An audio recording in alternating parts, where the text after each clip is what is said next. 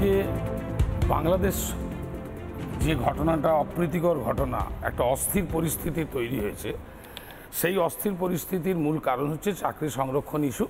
হাইকোর্টের একটা রায়কে খারিজ করে সুপ্রিম কোর্ট বাধ্য হয়েছে পরিস্থিতি এমন, যাতে সংরক্ষণ পুনর্বহাল নিয়ে হাইকোর্টের যে ওয়ার্ড ছিল যে 56% কোটা আর 30% হচ্ছে যে যারা মুক্তিযোদ্ধা বা তাদের পরিবার। স্বাভাবিক সুপ্রিম কোর্ট যে রায় দিয়েছে সরকারি চাকরিতে 93% মেধার ভিত্তিতে, কোটার ভিত্তিতে নয়, 5% সংরক্ষণ মুক্তিযোদ্ধাদের এবং 1% জনজাতি, 1% প্রতিবন্ধী এবং সংরক্ষণ। এমন কিছু পরিস্থিতি বাংলাদেশে তৈরি হয়েছে। স্বাভাবিক আমাদের প্রতিবেশী রাষ্ট্র সুসম্পর্ক যেমন ভারতের সাথেও আছে, তেমনি বাংলার সাথেও আছে। এবং মুখ্যমন্ত্রী, মাননীয় মুখ্যমন্ত্রী, ইভেন আমাদের ভারতবর্ষের প্রধানমন্ত্রী সবসময় শেখ হাসিনার সাথে একটা সখ্যতা রেখে, উভয়ের মধ্যে তার একটা অতীত আছে আমরা জানি। তো স্বাভাবিক ক্ষেত্রে আমরা সমস্ত দেশ বলুন, সমস্ত রাজ্যের মানুষকে বলুন, সবাইকে আমরা মানে একটা উদারমনা, অত্যন্ত মানবিক দৃষ্টিভঙ্গি যদি বলি সেটা আমাদের। এবং আমরা কিন্তু বাঙালিরা, এবং আমার মুখ্যমন্ত্রী তো অবশ্যই বর্তমান মুখ্যমন্ত্রী মাননীয় মুখ্যমন্ত্রী মমতা বন্দ্যোপাধ্যায় একটা অতিথিপরায়ণ ভাবনা, সবসময় সবাইকে নিয়ে একসঙ্গে চলার ভাবনা। স্বাভাবিক ক্ষেত্রে এই যে মানবিক দৃষ্টিকোণ থেকে তিনি যেটা বলেছেন যে অসহায় পরিস্থিতিতে যদি কেউ পড়ে, যেখানে আমাদের বাংলা থেকে বহু মানুষ বাংলাদেশে থাকেন, বাংলাদেশের প্রচুর মানুষ আমাদের এখানে চিকিৎসার জন্য আসে, চাকরির জন্য আসে, এবং সবটাই কিন্তু মাথায় রাখতে হবে একটা অধিবাসন দপ্তর যেটা আপনারা বলেন সেইখানের পারমিশন থাকতে হয়। এবং এমন কোনো মানে কি বলবো, তিনি ভারত বিরোধী বা এমন কোনো কথা বলেননি যেটাতে তাকে রাঙিয়ে দেওয়া হচ্ছে বা তার কথাকে নিয়ে একটা যাই হোক অন্য মাত্রা দেওয়া হচ্ছে। আমি এইটার বিরোধী।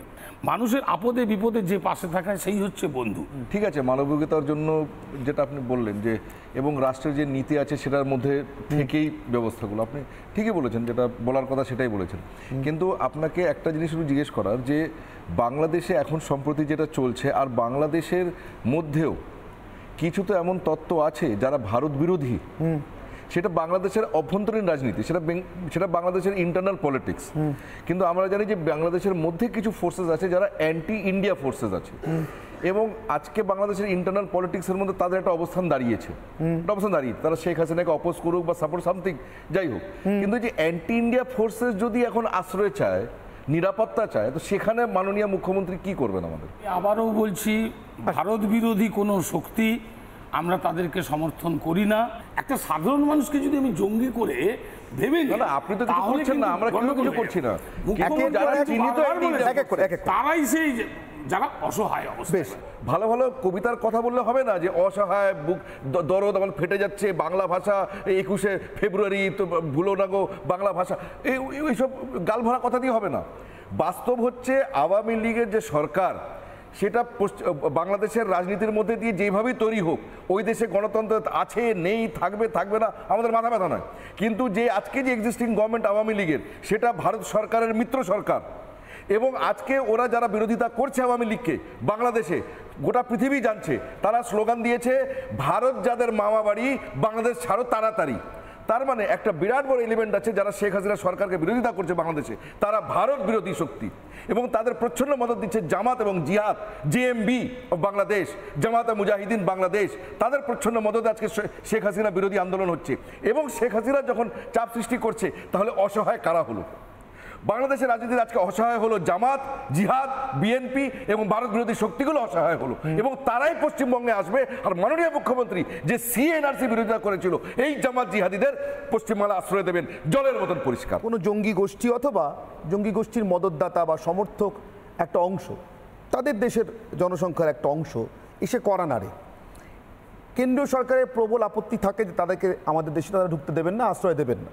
কিন্তু সেখানে যদি তাদের প্রতি সহানুভূতি সম্পন্ন কেউ থাকে, কোনো রাজ্যের মুখ্যমন্ত্রী থাকেন, তারা যদি যে কোনোভাবে হোক তাদেরকে ঢুকতে সাহায্য করেন, যেমন আপনারা অভিযোগ করছেন যেখানে নাকি রোহিঙ্গাদের ঢুকতে সাহায্য করছেন মমতা বন্দ্যোপাধ্যায়, যদি করেন, ভারত সরকার কি সেটা দিনের পর দিন দেখতে থাকবে?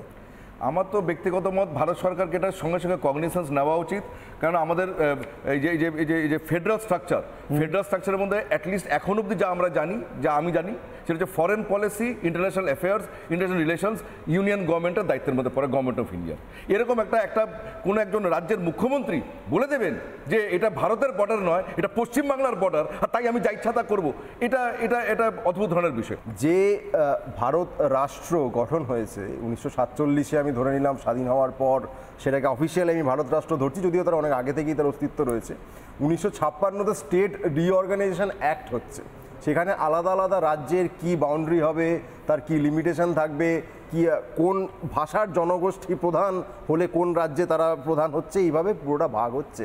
সেখানে কয়েকটি রাজ্যের নাম, যেমন ধরুন মহারাষ্ট্র, সেই রাজ্যের নাম কিন্তু মহারাষ্ট্র। আবার ধরুন তামিলনাড়ু, নাড়ু শব্দটা কিন্তু তামিল ভাষায় দেশ। অর্থাৎ কোথাও গিয়ে আমাদের ভারত, এই যে রাষ্ট্র তৈরি হয়েছে, আধুনিক সমাজ ব্যবস্থায় যে রাষ্ট্র বলি আমরা, সেখানে বিভিন্ন জাতির বিভিন্ন গোষ্ঠীর লোক তাদের নিজ নিজ যে এলাকা, নিজ নিজ জনগোষ্ঠীগুলির যে এলাকা, সেগুলি একসঙ্গে এসে একটি পলিটিক্যাল এন্টিটি তৈরি করেছে, যার নাম ইন্ডিয়া, যার নাম ভারত, ভারত রাষ্ট্র যেটাকে বলছি। তার মধ্যে মানে ভারত রাষ্ট্রটাকে আলাদা আলাদাভাবে ভাগ করে অনেকগুলি রাজ্য হয়নি, অনেকগুলি রাজ্য, অনেকগুলি প্রদেশ মিলে কিন্তু ভারত রাষ্ট্র তৈরি করেছে। আপনি দেশ ভাঙার শক্তিগুলোকে ইসলামিক র্যাডিক্যাল এবং ইসলামিক র্যাডিক্যালিজমকে সমর্থন করছেন, নিজে ইসলামিক র্যাডিক্যাল করছেন। তিনি গুজরাটের মুখ্যমন্ত্রী থাকাকালীন গুজরাট ফর গুজরাট স্লোগান দিয়েছিলেন, কারণ আপনি প্রথমেই যেটা অর্থের কথা বলেছেন সেটা হচ্ছে অনেকগুলো রাজ্য মিলে দেশ তৈরি হয়নি, দেশ একটা আছেই ভারতবর্ষ, সেটাকে রিঅর্গানাইজ করা। আপনারা তো ভারতের ম্যাপটাই বলতে পারেন না, অখণ্ড ভারতের ম্যাপ বলে আফগানিস্তান থেকে শুরু করে থাইল্যান্ড অবধি চলে গেছে। আপনার কাছে ভারতের ম্যাপটা এক এক করে। এটা নাকি অতিথি পরায়ণতা, কিন্তু অতিথি পরায়ণতা আর আন্তর্জাতিক রীতিনীতির মধ্যে যদি আমরা গুলিয়ে ফেলি, তাহলে কিন্তু বিভিন্ন রকম সমস্যা দেখা দিতে পারে। আর যেটা বিষয় যে এই স্বভাবটা না বাংলার চিরকালের ছিল, জানেন, যে ইসরায়েল, প্যালেস্টাইন, যেখানে বলবেন, কলম্বিয়া, আমেরিকা, কোথাও একটা ঘটনা ঘটলে দেখবেন আমরা, এখন তো ফেসবুক হয়েছে, আগে ছিল না, আমরা কালো পতাকা নিয়ে বেরিয়ে পড়ি, আমরা এখন ডিপি কালো করে ফেলি, সব কিছু করে ফেলি, অথচ বিষয় দেখা হয় নাই চক্ষু মেলিয়া, ঘর হতে শুধু 2 পা ফেলিয়া। এখানে যখন হাতের কাছে আরিয়াদহ চোপড়া কোনো ঘটনা ঘটে, আমরা কিন্তু তা নিয়ে তত উত্তেজিত হই না বা তা নিয়ে বলি না। এটা আমাদের চিরকালের স্বভাব যে আমরা যখন অনেকটা দূরে কিছু হয়, অনেকটা আন্তর্জাতিক বিষয়ের মধ্যে ঢুকে পড়ি, তখন তা নিয়ে আমরা ভয়ানক, মানে একটা চিন্তিত, কি হবে, তাদেরকে আমরা এখানে স্থান দেবো কিনা। যেখানে বারবার একটা কথা শুনছি না, বহিরাগত, এই বহিরাগত কথাটা নিয়ে আমার মনে হয় আমাদের আর আলোচনা না করা ভালো। কারণ আমরা এবছর ইলেকশনেও দেখলাম বহু বহিরাগত মানুষকে কিন্তু আমরা এখানে, সে সব দলেরই, আমি কিন্তু কোনো বিশেষ দলের এখানে করতে চাই না, মানে তাবেদারি, আমি যেহেতু কোনো দলের সঙ্গে নেই, কোনো রাজনৈতিক ব্যাপার আমার কোনো কিছুতেই কোনো দিন ছিল না, তো বহু বহিরাগত মানুষকে আমরা ডেকে এনে এখানে সিট দিয়েছি, তারা জিতেছেন কি হেরেছেন সেটা পরের কথা। আমরা কিন্তু বহিরাগত কথাটা মনে হয় আমাদের কোনো কাজের মধ্যে আমাদের আর বলা উচিত নয়, কারণ এমনিতেই কৃষ্টি সংস্কৃতি ব্যাপারটা, যেহেতু অনির্বাণ আপনি উল্লেখ করলেন, সংস্কৃতি ব্যাপারটা এমন না, বিভিন্ন রাজ্য থেকে আমার বহু বহিরাগত মানুষ আসেন, বিবাহ সূত্রে আবদ্ধ হন, গান বাজনা সূত্রে হন, নানান রকম লেখালেখির মাধ্যমে বহিরাগত আসেন, চলে যান, কিন্তু এবারও ইলেকশনের ক্ষেত্রে দেখলাম তারা আসা যাওয়া করছেন। আর কাজে বহিরাগত কথাটাকে এরকমভাবে করা উচিত না। আর বাঙালিতে বিশেষ করে, বাঙালি ভীষণ অ্যাবজর্ব করতে পারেন সব কিছু, তাই দেখবেন আজকে বাঙালি বিয়েতেও যেভাবে বহিরাগত সংস্কৃতিকে আপন করা হয়েছে আর কিন্তু কোথাও করা হয় না। যখন বাঙালির এত গর্বের রবীন্দ্র নজরুল, তাই তো, নজরুল ইসলামের একটা গানে যখন, আমি কিন্তু এভাবে দেখি না, আমি আবারও বলছি, আমি মহাত্মা গান্ধীকেও গুজরাটি বলে দেখি না, আমি জাস্ট ডিবেটের পয়েন্টের জন্য তখন কথাটা বলেছি। যখন ভিন রাজ্যের এ আর রহমান এমন সুর করেন যে বাঙালির সকালবেলা উঠে গানটা শুনলেই মনে হয় কি শুনছি, এর থেকে মৃত্যুও ভালো ছিল, তখন বাঙালি কৃষ্টি সংস্কৃতি বিপন্ন বলে কোনো মিছিল বেরোয় না কেন? মানে শুধুমাত্র বাইরের রাজ্য থেকে কেউ এসে খাদ্যাভ্যাস নিয়ে প্রশ্ন করলে কৃষ্টি সংস্কৃতি বিপন্ন হয়, আর কিছুতে হয় না? মানে এমন প্রাণে রবীন্দ্র নজরুলকে নিয়ে এক্সপেরিমেন্ট করলেও হয় না মনে হয়? তো বলতে চাইছিলাম যে বাঙালি সবকিছু অ্যাবজর্ভ করে, শুধু আবার কখনো কখনো সময় বুঝে, কিছু বুঝে আমরা প্রতিবাদ করি, অর্থাৎ আমাদের এক্স্যাক্টলি আমাদের সবকিছুতেই একটা রাজনীতি, ভেস্টেড ইন্টারেস্ট, আরও তো অনেক কিছু নিয়ে এরকম হয়েছে, শুধু তো এ আর রহমান নজরুলের গান এরকম করেছেন বলে না, আরও বহু কিছু নিয়ে হয়েছে, অনেক লেখালেখি, অনেক লাইন বদলানো, অনেক কিছু, সে তো বলতেই পারি। তাহলে রবীন্দ্রনাথের গানেও তো লাইন বদলানো হয়েছে, তাই না? সেটা এই বাংলার মানুষই বদলেছেন, হ্যাঁ, এই বাংলাতেই গাওয়া হয়েছে, মানুষরা করেছেন, এবং প্রথিতযশা সঙ্গীত শিল্পীরা স্টেজে দাঁড়িয়ে করেছেন। কই তখন তো আমরা সংস্কৃতি বিপন্ন বলে চিৎকার করিনি। আমার এখানেই প্রশ্ন, বাঙালির অস্মিতা বোধ, কৃষ্টি সংস্কৃতি, এগুলো নিয়েও কি আসলে যারা কথা বলেন, যারা ভিন রাজ্যের মানুষের ক্ষেত্রে বেশি করে এই প্রশ্নগুলোকে সামনে নিয়ে আসেন, তারাও কি আসলে একটা সূক্ষ্ম রাজনীতি করেন, যে রাজনীতিটা হয়তো তাদের জানতে অজান্তে ইচ্ছায় অনিচ্ছায় সরাসরি তৃণমূল কংগ্রেসকে সমর্থন করে, ঠিক যেরকম দেবাশিস বাবুদের যে সমর্থন বা ইচ্ছা বা যে বক্তব্য সেটা হয়তো বিজেপিকে সমর্থন করে? অরিন্দম বাবু, আজকের আলোচনাটা যেভাবে যাচ্ছে আমার খালি মনে পড়ছে জার্মান ফিলোসফার ফ্রেডরিক নিৎজের কথা। ফ্রেডরিক নিৎজে একটা কথা বলতেন যে আমরা মানুষ চলেছি মেটাফারের ওপর ভিত্তি করে, এবং এই যত মেটাফার রূপকের ওপর ভিত্তি করে যাচ্ছি তত আমরা কিন্তু রিয়ালিটি থেকে সরে যাই। আমাদের আসল যা সলিউশন, আসল সমাধান সূত্র বেরোয় না, কিন্তু একটার পর একটা আমরা তথ্য খাড়া করে দিই, এবং মানুষ সত্যটা যা নির্ধারণ, যেটা মনে করে যে আমারটাই ঠিক সেটাই ঠিক মানে মানে এইটাকেই প্রতিষ্ঠা করার চেষ্টা করে। তো ঘটনাটা হচ্ছে, উনি একটা উদাহরণ দিয়েই বলেছিলেন যে আমরা আওয়াজ শুনছি, যারা শুনতে পায় তারা পরিষ্কার একটা ইমেজ দেখে আওয়াজ শোনে, যারা শুনতে পায় না তাদেরকে ভাইব্রেটার লাগিয়ে সেই আওয়াজটাকে বোঝাতে হয়। দুজনেই আওয়াজ শুনছে কিন্তু ভিন্নভাবে। তো এই জায়গায় যে আপনার বক্তব্যটা ঠিক, যে বহিরাগত কথা কেন আসবে ভারতবর্ষে, কিন্তু এটাও ঠিক, ভারতবর্ষ ইউনিয়ন অফ স্টেটস, এটাকে আমরা অস্বীকার করতে পারি না। আমাদের বাঙালি, হ্যাঁ আমরা বাঙালি বলেই আমরা বেশি ভারতীয়, এটা খুব স্পষ্টভাবে বলতে চাই।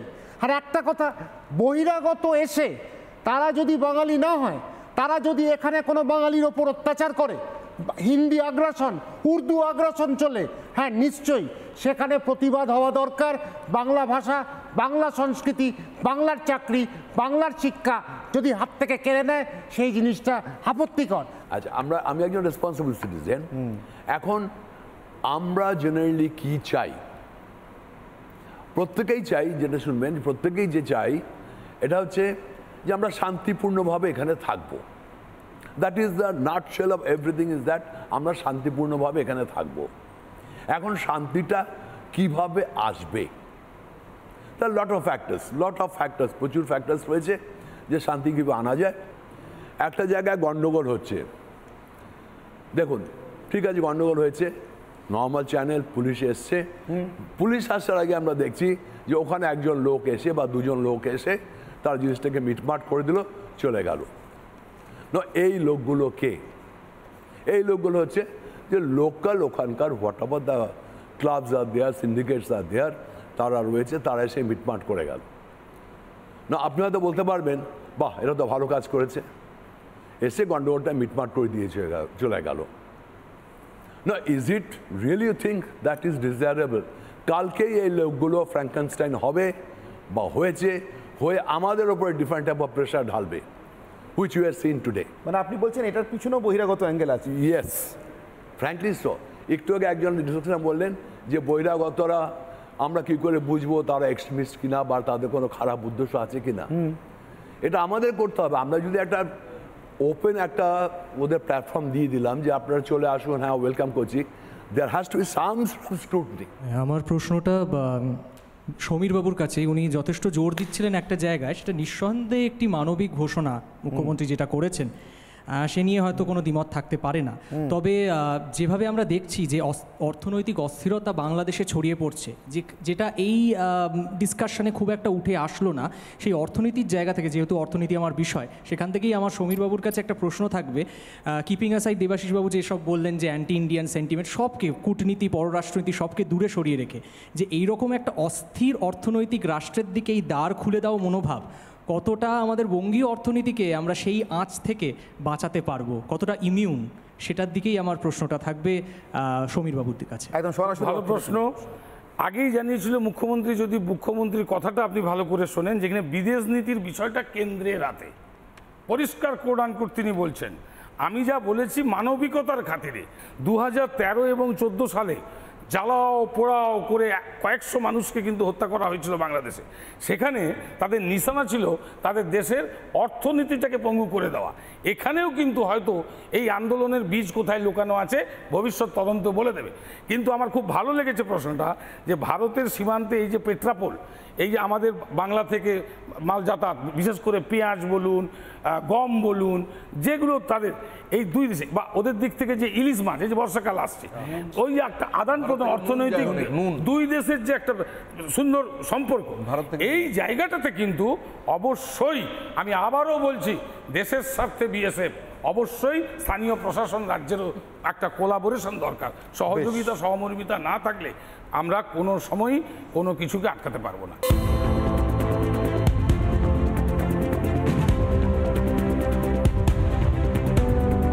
রাজনৈতিকভাবে বিজেপি কি বলেছেন এবং বিজেপি বিরোধী দলেরা কি বলবেন, সেটা রাজনৈতিক নেতারা এখানে আছেন সেই নেতৃত্বের কাছ থেকে আমরা শুনবো। আমি একজন বাঙালি হিন্দু হিসেবে বলতে পারি যে বাঙালি হিন্দু নিশ্চিহ্ন হয়ে যাওয়ার পথে। আমার কাছে একটি বইয়ের থেকে নিয়ে আসা এই পশ্চিম বাংলার হিসেব আছে।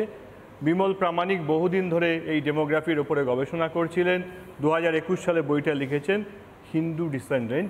তার মধ্যে দার্জিলিং থেকে শুরু করে দক্ষিণ 24 পরগনা 17টা জেলার 1951 সালে মানে আদমশুমারি হওয়ার পরে হিসেব থেকে 74 সালে কি আছে, 91 সালে কি আছে, 2011 সালের হিসেব আছে। একমাত্র মুর্শিদাবাদ জেলা বাদ দিয়ে বাকি সবকটা জেলায় হিন্দুর জনসংখ্যার অনুপাত কমেছে। কমেছে মানে কতগুলো জায়গায় ভয়াবহভাবে কমেছে। আমি উত্তর দিনাজপুরেরটা বলছি।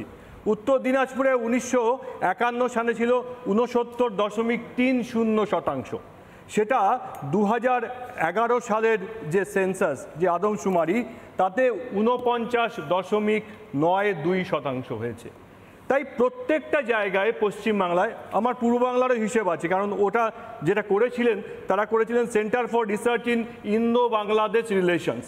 পূর্ব বাংলার হিসেবটা শুনলে আপনার কান্না পাবে, তার জন্য পূর্ব বাংলার কথাটা বলছি না। আপনারা জানেন বাংলা মানে কোন বাংলা? পূর্ব বাংলার মধ্যে পূর্ব দিনাজপুরের আছে, রংপুর আছে, ময়মনসিংহ। বাংলা বলে কি কোনো দেশ বা কোনো রাজ্য আছে? বাংলাদেশ মানে পূর্ব বাংলা। আমি পূর্ব বাংলা এর জন্যই বলছি, আমার কাছে আরেকটা লিস্ট আছে ভারতবর্ষের স্বাধীনতা সংগ্রামে যারা ফাঁসি গিয়েছিলেন তাদের লিস্ট। তাদের মধ্যে বাংলার লোকই বেশি ফাঁসি যারা গিয়েছিলেন। 41 জনের মধ্যে পূর্ব বাংলা, এর জন্য আমি পূর্ব বাংলা বলছি বাংলাদেশ না বলে, পূর্ব বাংলার মানুষ আছেন 29 জন 41 জনের মধ্যে।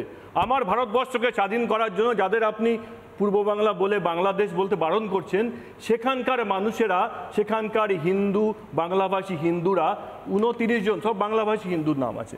তাই এই যে সংখ্যা, এটা থেকে একটা জিনিস খুব পরিষ্কার, এই যে বাংলা মানে 1941 সালে যদি আদমশুমারি দেখেন, তাহলে আজকের পূর্ব বাংলা মানে বাংলাদেশ এবং আজকের পশ্চিমবঙ্গ, এই মিলিয়ে যে ভূভাগ, এই ভূখণ্ডের মধ্যে হিন্দু বাঙালির আনুপাতিক সংখ্যা মানে প্রিন্সলি স্টেটগুলো মিলিয়ে 48% মতো ছিল। এই 80 বছরে 20% জনসংখ্যা হিন্দু বাঙালির কমে গেছে। এই হিসেবে যদি কমে, আজ থেকে 250 বছর আগে রামমোহন এসেছিলেন, 250 বছর, এটা জিওমেট্রিক প্রোগ্রেশন বলে, তার মধ্যে কিছু কারেকশন ফ্যাক্টর থাকবে, এটা তো অঙ্ক নয়, সামাজিক বিষয়। তাহলে 2.36% হবে হিন্দু বাঙালি এই ভূখণ্ডের মধ্যে। আমিও চাই ব্যক্তিগত স্তরে একজন কংগ্রেস কর্মী হিসাবে কোনো ধরনের অবৈধ অনুপ্রবেশ সমর্থন করি না। আমি একজন বাংলার নিবাসী, ভারতবর্ষের একজন নাগরিক এবং আমি একজন দেশভক্ত। আমি কোনোভাবে এই ধরনের অনুপ্রবেশ যেসব রাজনৈতিক দল ইনস্টিগেট করছে, আমি তাদের তীব্র বিরোধিতা করি। শুভেন্দু অধিকারী বা হেমন্ত বিশ্ব শর্মা একজন একটি রাজ্যের মাননীয় মুখ্যমন্ত্রী, উনি আমাদের মাননীয় বিরোধী দলনেতা। ওনারা বলছেন বাঙালি হিন্দুর সংখ্যা কমে যাচ্ছে, এই জেলাগুলোতে ব্যাপকভাবে অনুপ্রবেশ হচ্ছে, সব মেনে নিচ্ছি, কিন্তু তাদের কথাই কিন্তু শেষ কথা হতে পারে না। আপনাদের আরও একটা প্রশ্নের উত্তর দিতে হবে। 2021-এর সেন্সাস আপনারা করেননি। সেন্সাস তো পরিষ্কারভাবে ছবি এঁকে দেবে কোথায় কি হচ্ছে, কোথায় কি হচ্ছে না, কোথায় আমাদের রিসোর্সেস চলে যাচ্ছে, কিন্তু বৈধ জনসংখ্যা ততটা নয়। এই জায়গাটায় কোথায় আপনাদের সমস্যা হলো? কেন এই পিকচারটাকে আপনারা ভারতবর্ষের মানুষের সামনে তুলে ধরছেন না? আমি কোনো রাজনৈতিক বিরোধে যাচ্ছি না, আমি কিন্তু নাগরিক হিসাবে আপনাকে প্রশ্ন করব। সময় শেষ। আমি একদম জমা, আচ্ছা উত্তর 1 মিনিটে দিয়ে দিন, তারপর আমি তন্ময়দার কাছে যাব। যেটা এক্ষুনি বললেন সুমন দা, তার উত্তরটা সোজা সাপটা পরিষ্কার জানা উচিত। যেটা হেমন্ত বিশ্ব শর্মা বলেছেন এবং কেন্দ্রীয় সরকার যে নীতি নিয়েছেন তার মধ্যে আদৌ কোনো পার্থক্য নেই। এই মুহূর্তে পশ্চিমবাংলার ডেমোগ্রাফি সম্পর্কে আলোচনা কি 1951 তথ্য থেকে শুরু হওয়া উচিত, না 1971 উত্তরকালের তথ্য থেকে শুরু হওয়া উচিত? প্রশ্নটা নীতিগত, কারণ আমরা সবাই জানি যে দেশ ভাগ হওয়ার সময় ওপার বাংলা থেকে এপার বাংলায় মানুষ এসেছিল এবং পরবর্তীতে বাংলাদেশের মুক্তিযুদ্ধের সময় ওপার বাংলা থেকে এপার বাংলায় মানুষ এসেছিল। তাহলে এই যে বাংলাদেশের থেকে মানুষের এপার বাংলায় আসা, এটা 1971 সালের ঘটনা এবং এইটা আমরা মেনে নিয়েছিলাম, আমাদের রাষ্ট্র মেনে নিয়েছিল, শ্রীমতী ইন্দিরা গান্ধী প্রধানমন্ত্রী মেনে নিয়েছিলেন, আমাদের রাজ্যও মেনে নিয়েছিল। মেনে ভুল করেছিল ঠিক করেছিল এই বিতর্কে গিয়ে কোনো লাভ নেই, কারণ মেনে নেওয়া হয়েছিল, এটাই হচ্ছে বাস্তব সত্য। এবং তারপরে ঠিক হয়েছিল যে 1971-এর পরে আর কেউ এলে পরে তাকে অনুপ্রবেশকারী হিসেবে চিহ্নিত করা হবে। এখন প্রশ্ন হচ্ছে যে এই যে বলা হচ্ছে যে আমরা 0.3 হয়ে যাব, 0.7 হয়ে যাব শ্রী চৈতন্যদেবের সময় থেকে দেখলে, এটা কোন অঙ্ক? আমাদের সেন্সাস বলছে 1981 থেকে 1991-এর ভিতর আমাদের হিন্দু জনসংখ্যা সেইটা বৃদ্ধির হার ছিল 21%, 91 থেকে 2001-এ 14.2%, আর 2001 থেকে 2011-এ 10.8% সেন্সাস রিপোর্ট বলছে। সেই একই সেন্সাস রিপোর্ট বলছে মুসলমান জনসংখ্যা বৃদ্ধির হার 81 থেকে 91-এ 36.9%,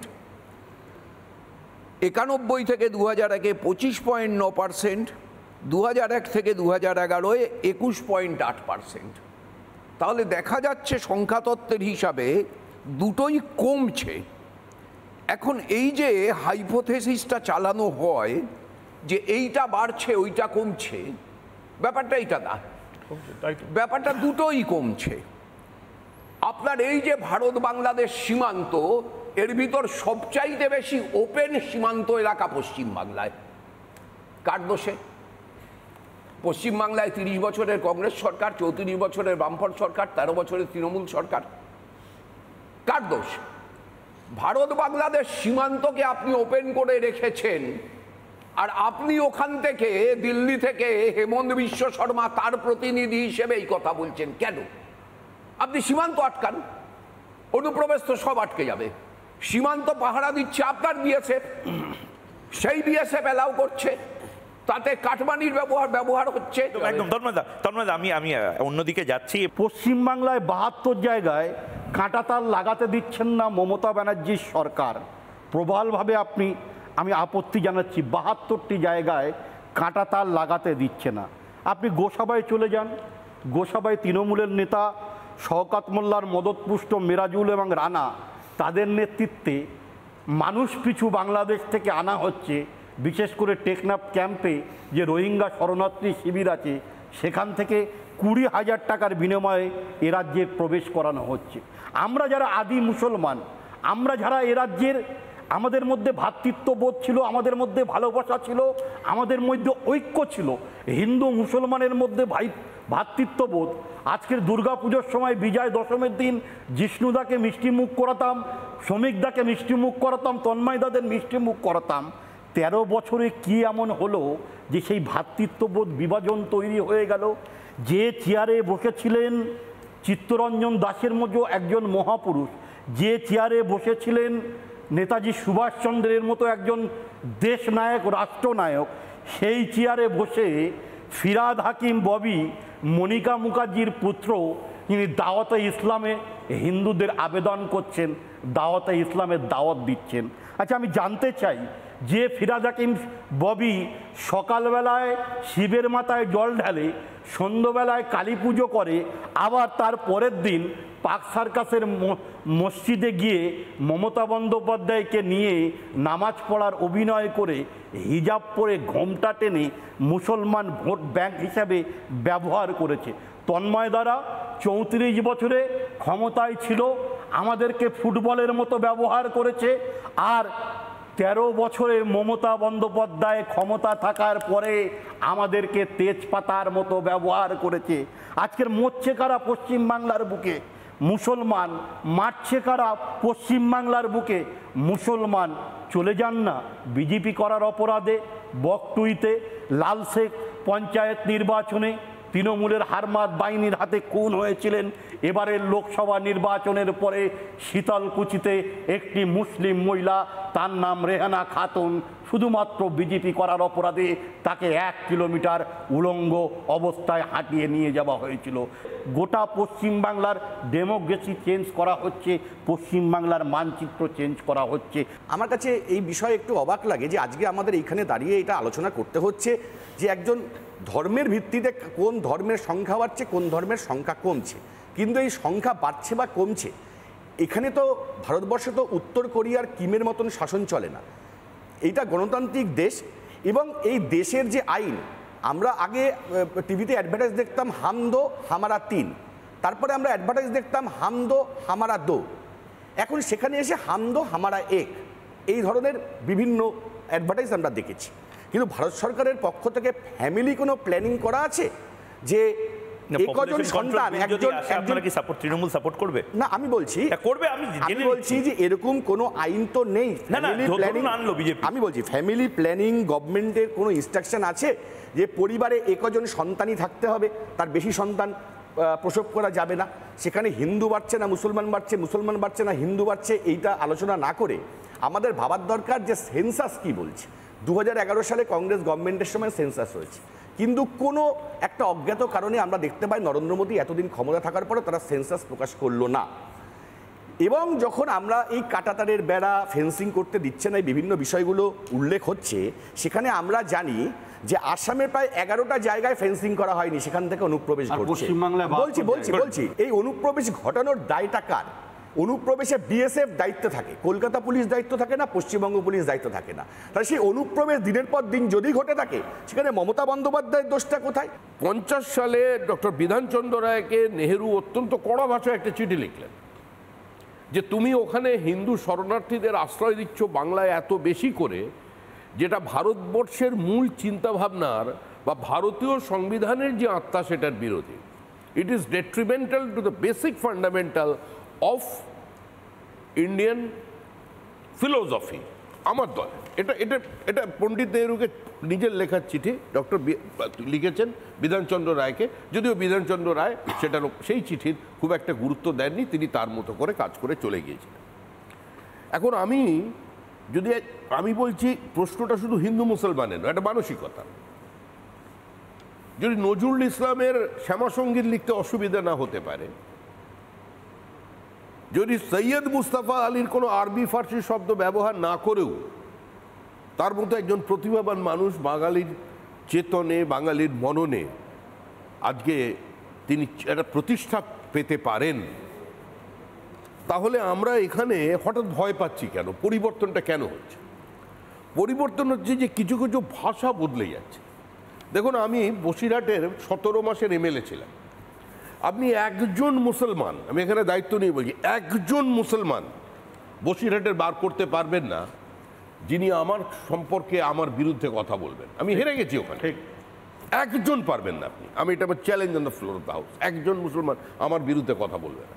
কিন্তু আমি আপনাকে বলছি, একটি ঘটনা আমাকে ব্যথিত করলো। আপনি দুর্গাপুজোয় গেছি, আপনারা জানেন, বহু মানুষ ওখান থেকে ওপার থেকে চলে এসেছেন দুর্গাপুজো করেন টাকির পার্শ্ববর্তী একটি জায়গায় দুর্গাপুজো দেখতে গেছি। সেই দুর্গাপুজোটা চলছে 323 বছর এবং তাদের বংশধরদের প্রত্যেকের নাম ঠিকানা আছে। সেই তার বিশেষত্ব কী ছিল যে যখন বরণ করা হবে, বরণের পর যখন মা দুর্গাকে নামানো হবে মঞ্চ থেকে, তখন একজন মুসলিম পরিবার একদম তারই পাশে থাকেন, ধারাবাহিকভাবে ওই মুসলিম পরিবার তার কাঠামোটাকে কাটবেন এবং কাটবার পরেই তবেই মা সেখান থেকে বিসর্জনে যাবেন। কিন্তু আমাকে দিয়ে গিয়ে বললেন যে 3 বছর বন্ধ আছে। কেন? বলে বন্ধ করে দেওয়া হয়েছে, বলে করানো যাবে না। আমি বললাম সেই ভদ্রলোককে পাওয়া যাবে? মানে ওই পরিবারের যিনি সবচেয়ে বয়োজ্যেষ্ঠ তিনি এটা কাজ করেন, এটা যুগ যুগ ধরে চলছে।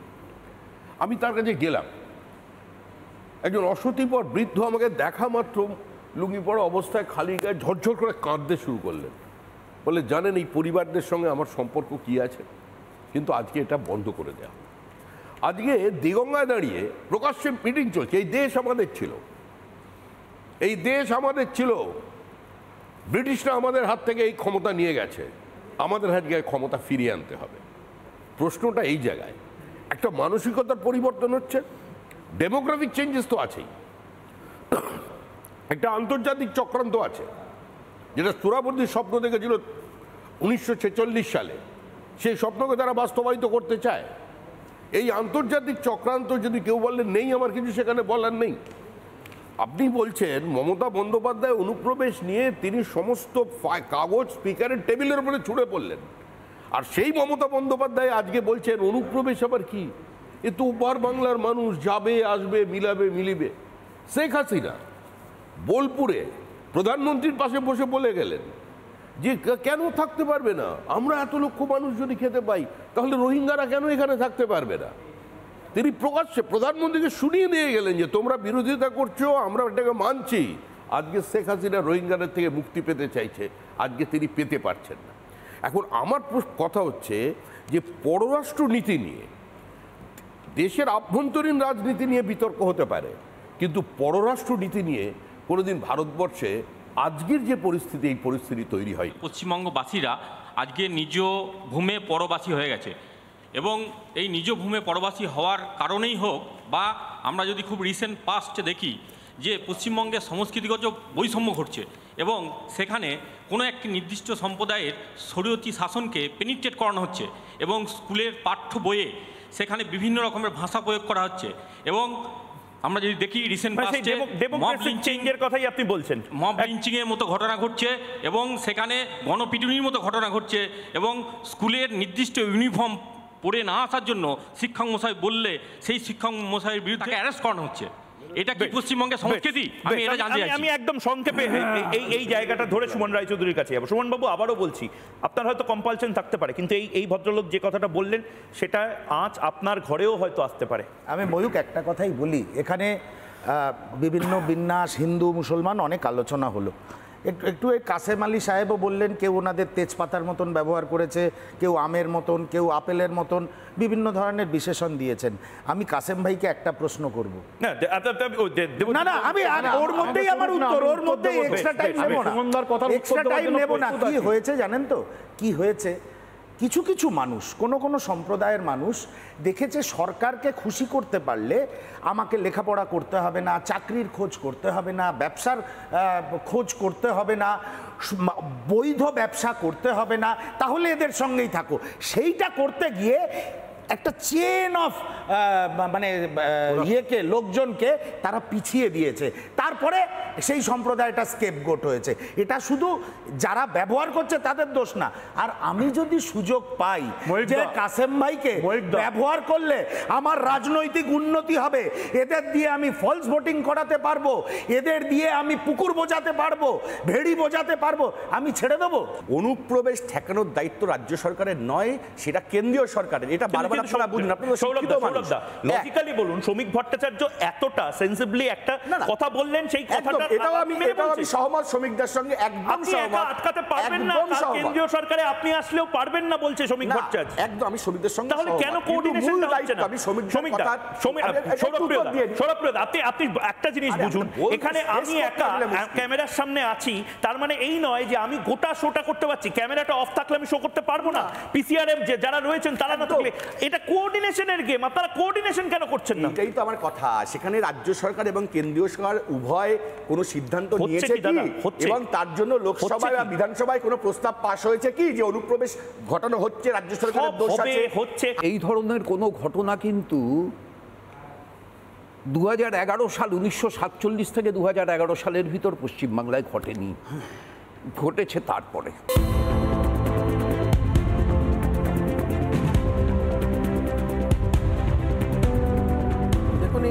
ফ্র্যাঙ্কেস্টাইন বললে তৃণমূলের নেতাদের বানানটা লিখতে বললেও সেটাও পারবেন, ওইসব বলে লাভ নেই।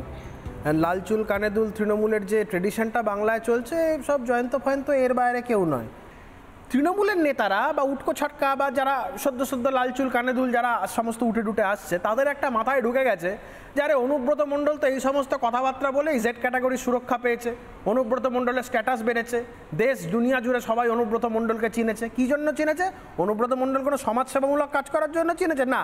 পুলিশকে বোম মারুন, একে গুলি করে মারুন, তাকে মারুন, একে খুন করুন, চামড়া তুলে দেবো, শুটিয়ে লাল করে দেবো, এইসব বলার জন্য অনুব্রত মণ্ডল বিখ্যাত হয়েছে।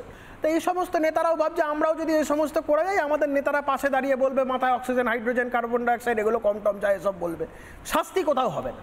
মূলত হচ্ছে এই ডেটারেন্ট ফ্যাক্টরটা না থাকার জন্য যেটা হয়েছে, এই সমস্ত পাড়ার উটকো ছাটকা মস্তানদের এরা সব এদের প্রভাব বৃদ্ধি হয়েছে। এবং তৃণমূলের তো সম্পদ বটেই, কারণ এই সমস্ত জয়ন্ত থেকে শুরু করে এই সমস্ত উটকো ছাটকা লালচুল কানেদুলরা এরাই তো তৃণমূলের ভোটটা করায়। মানে সম্পদটা না থাকলে, যেটা সোজা ভাষায় কৌস্তব বললেন যে ভোট বৈতরণী পেরোনো যেত না। পশ্চিমবঙ্গে মাফিয়ারাজ প্রথম শুরু হয়েছিল ৭৭ সালের পর থেকে। সিপিএম গভর্নমেন্ট তারা কি করেছিল, রাজনৈতিক দল প্রথম এই মাফিয়া তারা নিজেরা কন্ট্রোল করতে বা নিজেরা তৈরি করতো। শুরুটা করা দেখা হয় মরিচঝাঁপি থেকে। 2011 সালের পর মমতা বন্দ্যোপাধ্যায় আমাদের ক্ষমতায় আসেন, রাজ্যের মুখ্যমন্ত্রী হন। উনি আসার পর একটা ভালো কথা বলেছিলেন, বদলা নয় বদল চাই। এবং উনি বদল করেও সেই সময় আপনি মনে করে দেখুন, পাড়ায় পাড়ায় কিন্তু রবীন্দ্রসঙ্গীত বাজানো এবং বিভিন্ন রকমের খেলা মেলা ইত্যাদি ইত্যাদি এবং সাংস্কৃতিকমূলক এই সবগুলোতে বেশি করতেন, আর রাজ্যকে ডেভেলপ করতেন। সেই সময় পাড়ায় পাড়ায় মস্তানিটা কিন্তু অনেক অংশে কমে গেছিলো। আমি একবারও বলছি না যে শেষ হয়ে গেছিলো। যে যে ঘটনাগুলো আপনারা দেখাচ্ছেন সেইগুলোতে যদিও নিন্দনীয় ঘটনা, সেইগুলোকে কিন্তু সরকার কোনো রকম তাদেরকে মদত দেয় না, বা তৃণমূল কংগ্রেস তাদের কোনোভাবে মদত দেয় না। তারা যে দোষ করেছে সেই দোষে পুলিশ তাদের অ্যারেস্ট করে এবং তাদের কোর্টে সাবমিট করে, তাদের যা বিচার হয় সেইটা হয়। বেশ, সময় একদম শেষ। আমার কাছে খুব স্ট্রেট প্রশ্ন রয়েছে, আমি যদিও বাকিরা হয়তো বলবেন। আপনি বলছেন যে কোনো বিশেষ সম্প্রদায়কে কোনো একটা শ্রেণী টার্গেট করছে, কোন বিশেষ সম্প্রদায় ঠিক স্পষ্ট হলো না। স্পষ্ট যদি আপনাকে বলতে হয়, মুসলমান সম্প্রদায়ের মানুষদের একটা টার্গেট করা হচ্ছে, এক বিশেষ সম্প্রদায়, স্পেশালি বিজেপিরা, যে এরা মানে এই মাফিয়া রাজ বা এইগুলো কন্ট্রোল করে। আমি প্রথমেই বলেছি আমি সেটাই বলছি, মাফিয়া রাজের কোনো দল হয় না, কোনো বর্ণ হয় না, কথা চেঞ্জ করে দিলেন। এটা বিজেপির বাইনারি তৈরি। জয়ন্ত সিং কি বাংলার ছেলে? কোথায় আপনাদের বাংলা বাঙালি তত্ত্ব, বাংলা পক্ষ, বাংলা বাঙালির জায়গা, বহিরাগত কোথায় গেল? এটা বিজেপির বাইনারি তৈরি করার চেষ্টা করে। আচ্ছা, অন্য রাজ্য থেকে যদি গুন্ডা আসে তাহলে হচ্ছে আও আও আও, আর যদি অন্য রাজ্য থেকে নেতারা আসে তাহলে হবে যাও যাও যাও, বহিরাগত আজব বিচারিতা। এই সোনার বাংলায় আমরা শ্রী চৈতন্যদেবের সময় থেকেই যদি সেই ইতিহাসটাকে দেখি, তারপরে রাজা রামমোহন রায় থেকে শুরু করে বিদ্যাসাগর এবং বর্তমানকালে যারা আছে বিবেকানন্দ পর্যন্ত যারা ছিলেন, সকলেই কিন্তু এই বাংলার একটা ঐতিহ্যকে, বাংলার গরিমাকে সারা বিশ্বের কাছে এবং দেশের কাছে উজ্জ্বল করে গেছিলেন। সেই বাংলার গরিমা আজকে সামাজিক অবক্ষয় হলো কেন? আজকে যিনি বলছিলেন এখানে বামপন্থীদের শাসনের কথা বলছিলেন, মরিচঝাঁপি, আনন্দী মার্গ বা বর্ধমানের সাইবাড়ি, যে সমস্ত ঘটনাগুলো হয়েছে, সমস্ত ঘটনাই যদি তাদের সিপিএম করেছিল বলেই, বামপন্থীদের শাসন হয়েছিল বলেই কিন্তু 2011 সালে পশ্চিমবঙ্গের পট পরিবর্তন হয় এবং পট পরিবর্তন হওয়ার পরে নতুন একটা সরকার হয় এবং সেই সরকারের মুখ্যমন্ত্রী হন একজন মহিলা। কিন্তু আমরা দেখলাম সেই সরকারের পরিবর্তনের পর 2011-র পর বিরাটভাবে যখন ক্ষমতা এলো, আসার পর যখন আমরা দেখতে পাই যে একটা কলেজের গভর্নিং বডির একজন সভাপতি করা হলো এমন একজন ব্যক্তিকে, সে কিনা কোনোদিনও প্রথাগত যে শিক্ষা ব্যবস্থা, মাধ্যমিক বা উচ্চ মাধ্যমিক বা সেই শিক্ষা জানি, সে কাবিল পাশ করে এসেছিলেন। এখন বসিরহাটে যিনি সাংসদ, তিনি বসিরহাট কলেজের গভর্নিং বডির সভাপতি হয়েছিলেন। সভাপতি হওয়ার পরে সেই কলেজের পরিচালন ব্যবস্থায় এমন একটা বিশৃঙ্খলা হলো, শিক্ষা ব্যবস্থায় সেটা একটা যথেষ্ট রকম তার অবমাননা ঘটলো। আজকে বলছেন বিধায়ক যে আমার জীবন সংশয় হতে পারে। তৃণমূল কংগ্রেস বা তার দলকে প্রথম থেকে সাবধান হলে আজকে মনে হয় এই দিনটা দেখতে হতো। দীপকবাবু, নিঃসন্দেহে আপনার বক্তব্যে আপনি সামগ্রিকভাবে সামাজিক অবক্ষয় দিয়ে শুরু করলেন, যে সরকার চাইলে আটকাতে পারতো, সরকার এই করতে পারতো, সরকার চাইলে পারতো। আমি তো দেখলাম না বিরোধীদের এই নিয়ে কোনো প্রতিবাদ জানাতে, বিরোধীদের রাস্তায় নামতে, কই দেখতে পাওয়া গেল না তো।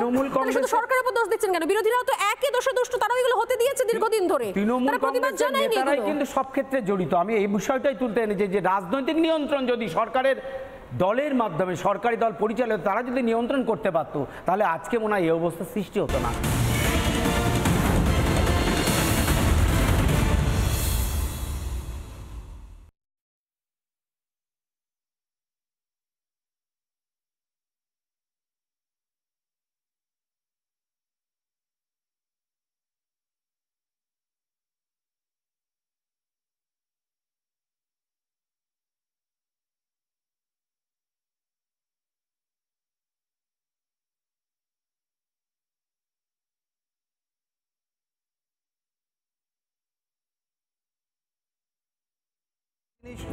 একটা জিনিস কোনো মিডিয়াতে এই পর্যন্ত দেখতে পেলাম না যে এই কথাটা আলোচনা হচ্ছে যে তালতলা স্পোর্টিং ক্লাব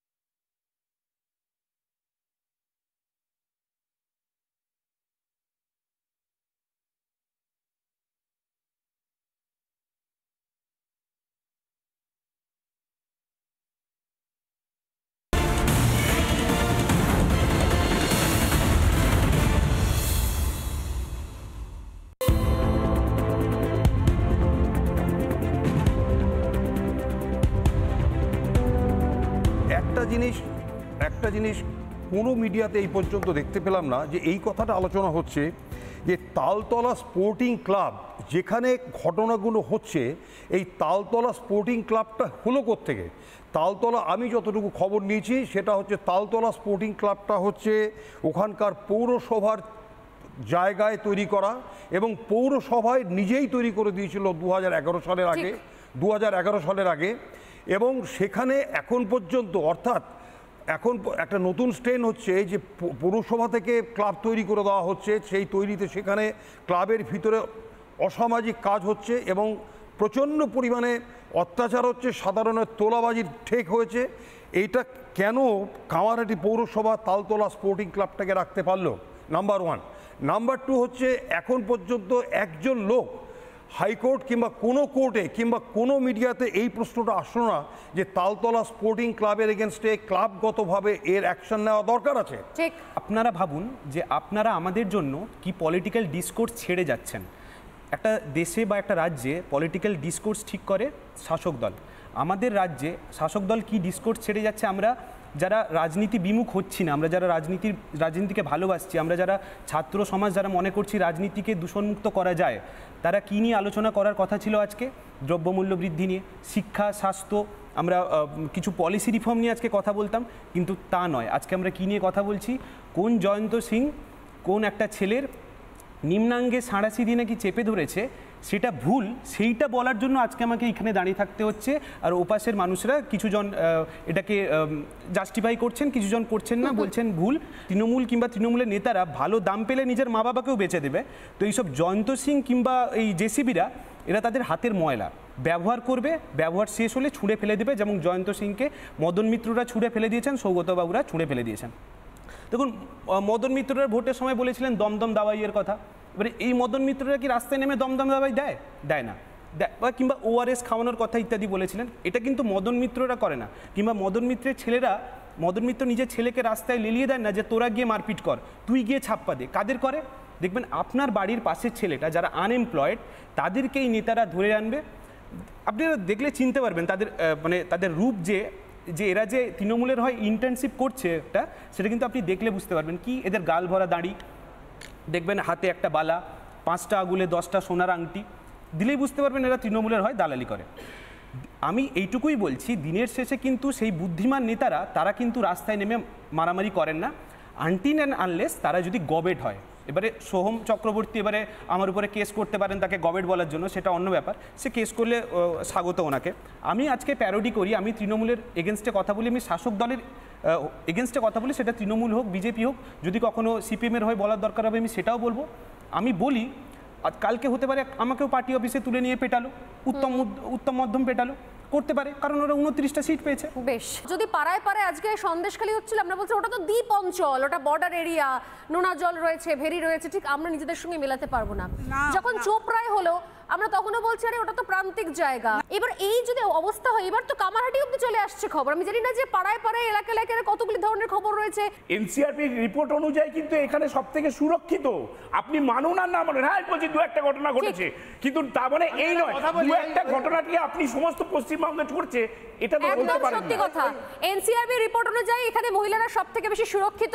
আমি এরপর সুযোগ হলে নিঃসন্দেহে এনসিআরবি যারা এই রিপোর্ট বানান তাদেরকে জিজ্ঞাসা করব যে মণিপুরের ঘটনার পরে কোচবিহারের ওই মহিলার নগ্ন দেহ তাকে তারা দেখতে পেয়েছেন কিনা, এবং এই ধরনের খবর তাদের কাছে আদৌ গিয়ে পৌঁছেছে কিনা। কারণ এখানে তো এখানে যারা যেগুলো যে কেসগুলো পাঠানো হয় তার উপর নির্ভর করে এনসিআরবি রিপোর্ট হয়। উনি বলছিলেন আমার জানতে ইচ্ছে করবে যে সেই মহিলা যে তাকে যে মেরেছে রাস্তায় ফেলে, তার বিরুদ্ধে অভিযোগ নেই, যারা তার ভিডিওটা আপলোড করেছে মোহাম্মদ সেলিম এবং অমিত মালব্য, তার বিরুদ্ধে এফআইআর করেছে, এটা আদৌ এনসিআরবি রিপোর্টের মধ্যে আসবে কোনোদিনও? মহিলা কার এগেইনস্টে রিপোর্ট করবেন কি করবেন না, উনার সেই স্বাধীনতা নেই, সেটাও কি সংবাদ মাধ্যম বলে দেবে? উনার মনে হয়েছে উনি কার সঙ্গে প্রেম করবেন? 1 মিনিট দাদা, 1 মিনিট, সঠিক কথা কৌস্তব, উনি কার সঙ্গে 1 সেকেন্ড, উনি একটি মেয়ে কার সঙ্গে প্রেম করবে না করবে তার স্বাধীনতা নেই। যত আইন বেরোক, বিএনএস বিএসএস নতুন আইন প্রত্যাবর্তন হচ্ছে সমস্ত কিছু, কিন্তু যদি এক্সিকিউশন ঠিক না থাকে বা বিরোধী ঠিক না থাকে বা বিরোধী কণ্ঠ ঠিকঠাক না পৌঁছায়, তাহলে কি আমাদের এই আইন পরিবর্তন বা এগুলো কি কোনো কাজে আসবে? বিশেষ সম্প্রদায় একটা ছেলে রাফ ড্রাইভিংয়ের জন্য একটি মহিলা এবং তার বাবা প্রোটেস্ট করার পরে কিছুক্ষণের মধ্যে সেখানে মানে বহু লোক নিয়েও সেই সম্প্রদায়ের কিছু লোক নিয়ে এসে সেখানে তাদের উপরে চড়াও হয় এবং একটি মহিলা হয়েও তার গায়ে হাত দেওয়া হয় এবং তার বাবার গায়েও হাত দেওয়া হয়, এবং পুরো ঘটনাটি ঘটে শাসক দলের সামনে এবং সেখানে পুলিশ দলের সামনেও ঘটা হয়। সেই জিনিসটায় তারা শুধু দর্শক হিসাবে মানে দর্শকের ভূমিকা পালন করেছে। যদি এরকম কোনো ঘটনা হয়ে থাকে সেটা কি পুলিশের রিপোর্ট করা হয়েছে বা আপনি করেছেন? দ্বিতীয় আসছি আপনার সামনে পুলিশ দাঁড়িয়ে আছে, যখন ঘটনা ঘটে তখন পুলিশ কোথায় ছিল শিল্পা? পাশেই দাঁড়িয়েছিল এবং সাধারণ দর্শক হিসাবে উনি দাঁড়িয়ে দাঁড়িয়ে শুধু পুরো জিনিসটাকে দেখে পুলিশ দাঁড়িয়েছিল তো দর্শক হয়ে? হ্যাঁ, অবশ্যই অবশ্যই। দেখুন, রাস্তায় যখন কোনো অ্যাক্সিডেন্ট হয়, যদি কোনো পুলিশ অফিসার সামনে থাকে, তার প্রধান কর্তব্য, নাগরিক কর্তব্য হচ্ছে নাগরিককে সুরক্ষা দেওয়া। এটা প্রথম। সেই পুলিশ অফিসার কিংবা কোনো কনস্টেবল কিংবা যদি কেউ ভয়ের চোটে না এগোয়, তাকে কন্ট্রোল রুমে ফোর্স করতে হবে। আপনাদের জন্য একটা কথা বলে রাখি, না আপনার মনে হয় এই কাজগুলো পুলিশ করে এখানে? না করে, বলছি যদি না করে সিজ পানিশেবল অফেন্স। হাজার হাজার লক্ষ লক্ষ ছেলে মেয়েরা যারা ভিন্ন রাজ্যে বা বলুন বা ভিন্ন দেশে যায়, পেছনে তার সংসারটাকে রেখে দিয়ে যায়, কার ভরসায় দিয়ে যায়? আমার প্রশ্নটা থাকবে, কার ভরসায়? আজকে যদি সমাজে এরকমভাবে সব চলতে থাকে, তাহলে তো আমাদের আর চাকরি করা যাবে না। Article 21 of the Indian constitution যেটাতে রয়েছে, সেটা আপনি মাথায় রাখবেন যে আপনার বাঁচা তো অধিকার আছে, এবং এই বাঁচার অধিকারটাকে যে স্ট্যাটিক করে রাখবে সে হচ্ছে প্রশাসন। এটা আপনার অ্যান্সার। কিন্তু পুলিশ যদি নিরপেক্ষতা হারিয়ে যায় সেই দেশে, সেখানে কিন্তু সাধারণ মানুষের কষ্ট লাঘব করা যাবে না। সরকারি দলকে এগিয়ে আসতে হবে পুলিশকে সাহায্য করার জন্য এবং নিরপেক্ষতা বজায় রাখার জন্য। এই মুহূর্তে উর্দি পড়ে সার্ভিসে আছেন, আমি আপনার সামনে বলছি আগুন জ্বালিয়ে দেবো, পুড়িয়ে দেবো। আপনার কি করা উচিত ছিল? ধার ধরে পশ্চাৎ দেশে দুটো লাথি মেরে কাস্টাডি করে দেওয়া। আপনি কি করেছেন? মাথা নত করে যখন বলছে জ্বালিয়ে দেবো, পুড়িয়ে দেবো, আপনি মাথা নত করে বসে আছেন। লজ্জা হওয়া উচিত। যারা উর্দিগুলো পড়ে আছে তাদের লজ্জা হওয়া উচিত। প্রশ্ন থাকবে, আলোচনা চলতে থাকবে, এবং আমরা চাইবো ঠিক এভাবেই সাধারণ মানুষের স্বর উঠে আসুক। আবার দেখা হবে আগামী সপ্তাহে। নমস্কার।